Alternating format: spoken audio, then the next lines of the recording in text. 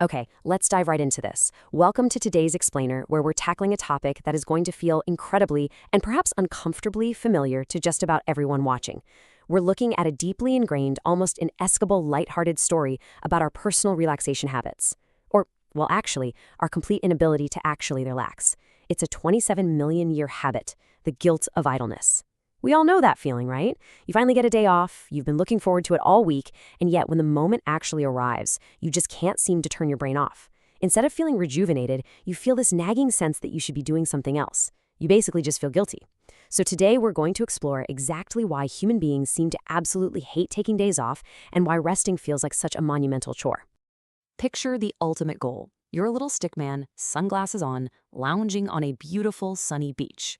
I mean, this is what we all picture when we book a vacation or block off a Sunday, right? Pure, unadulterated bliss. But then reality hits. Our poor stick man is still technically on the beach, but looming over him like this dark, menacing storm cloud is a giant, terrifying to-do list. He's physically on the beach, sure, but mentally, he's trapped in his garage organizing dusty boxes, he's answering work emails, he's stressing about that squeaky hinge on the front door. Have you ever been that stick man? You finally carve out some time to just sit and breathe, and immediately your brain starts punishing you for not being productive. You're trying to unwind, but instead you're just mentally auditing literally everything you haven't accomplished yet. It completely ruins our personal relaxation habits. Part 1. The guilt of idleness. Why exactly do we hate resting? Let's define exactly what we're dealing with here. The guilt of idleness is the overwhelming feeling of anxiety or guilt experienced when one is not working or being overtly useful. I kind of love presenting this almost like a formal medical diagnosis because honestly, that's exactly how it feels when it hits you. It feels like an affliction. You try to take a simple Sunday nap and suddenly your chest gets tight. You sit down to watch a movie in the middle of the afternoon and this annoying little voice whispers, "Are you really just going to sit there? Shouldn't you be folding laundry?" It is a pervasive, overwhelming anxiety that strikes precisely when you are supposed to be at peace. We're diagnosing that nagging dread right here, right now, because it's incredibly common, and as we're about to see, it's really not just a personal failure on your part. So why do we hate days off so much? Let's break down the specific symptoms of this little affliction. First off, we literally cannot stop thinking about work. Our brains remain tethered to our desks even when our physical bodies are miles away.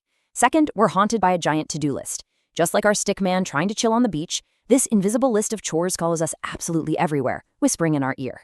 And third, and honestly, perhaps most importantly, there's this constant need to be useful. This is the core of the whole issue. If we aren't producing, if we aren't fixing something, if we aren't actively contributing some sort of tangible value at every given second of the day, we feel completely worthless. These specific traits absolutely decimate our ability to just exist. They totally ruin our downtime. Let's move to part 2 and see how this all builds. A prehistoric wait. Because to truly understand why we feel this way, we actually have to travel far, far back in time. 27 million. Now, that is not the number of unread emails in your inbox, though, I know it might feel like it sometimes. No, this number represents years. 27 million years. When you're sitting on your couch feeling insanely guilty for not cleaning the baseboards, you're not just fighting some bad habit you picked up in your 20s. You're fighting a deeply ingrained 27 million year old evolutionary mandate. Our inability to relax isn't some modern quirk brought on by smartphones. It is a primal survival mechanism that is hardwired into our very DNA. Thinking about this evolutionary timeline really puts the sheer absurdity of our situation into perspective. Millions of years ago, our ancient ancestors developed an evolutionary habit to stay constantly active. And why? Because if they stopped moving or foraging or building fires, they literally died. Being useful meant staying alive. Fast forward through all those millions of years of evolution, of surviving ice ages and wild predators, and look at where we are today. Our little stick man has finally achieved ultimate safety. He's got a towel, he's got a sunny beach, he has absolutely zero immediate threats to his survival. And yet, he's miserable. He feels guilty. It is absolutely hilarious when you think about it. You're just trying to enjoy a simple day off, but you are engaging in an epic, invisible wrestling match with a massive prehistoric weight of human evolution. Your brain is screaming, "Keep moving or we'll perish," while you're literally just trying to sip a pina colada. Part 3. The bees and being useful. Time for a little philosophical pivot to see how the rest of nature handles this. Now, what's really interesting about this is how it completely reframes the conversation around the meaning of life by looking at, of all things, bees. In the source material we're exploring today, there's this fascinating dialogue that uses bees to question our bizarre human obsession with being overtly useful. Think about bees for a second. They are incredibly productive, right? They make honey, they pollinate flowers, they sustain entire ecosystems. But here is the absolutely crucial difference. A bee never has an existential crisis on a Tuesday afternoon. A bee never feels an overwhelming sense of guilt because it decided to rest on a petal for an extra 5 minutes. They just do what they do, and they exist. This dialogue acts as a brilliant kind of comedic foil to our own human anxiety. We look at nature, we see productivity, but we project our own crushing need for meaning right onto it. The bees aren't worried about their legacy. They just are. So the crucial takeaway here is this: the endless trap of being useful. This right here is the philosophical conflict at the absolute center of our explainer today. We have somehow convinced ourselves that the sole meaning of life is tied directly to our output. We've built this entire internal belief system that says if you are not visibly, tangibly useful, well, you're failing. And it's an endless trap because there is always more to do. The to-do list never actually ends.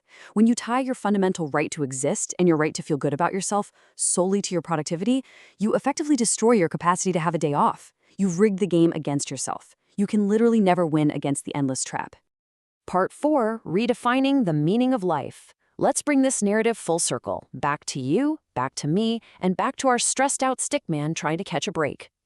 This brings us to the ultimate challenge we all face. Can you defy 27 million years of habits to finally do nothing? It sounds like a joke, but it's a genuinely profound question. We've spent this entire explainer breaking down exactly why your personal relaxation habits are so fraught with guilt. You're fighting the biological ghosts of your ancient ancestors. You're fighting a cultural obsession with the endless trap of being useful. You're fighting a giant phantom to-do list that haunts your every waking moment. But just knowing this is the first real step. Understanding that your guilt is just a deeply misguided survival instinct can actually give you the freedom to finally let it go. So the very next time you find yourself on a beach, or a couch, or just sitting on a park bench, and that familiar anxiety starts creeping in, ask yourself this question. Acknowledge the hilarious epic battle required just to sit still, take a deep breath, tell your 27-million-year-old brain to quiet down, and try, just for a moment, to be as unapologetically idle as a bee resting on a flower. Thank you so much for joining me for this explainer, and I genuinely hope you managed to get some actual rest today.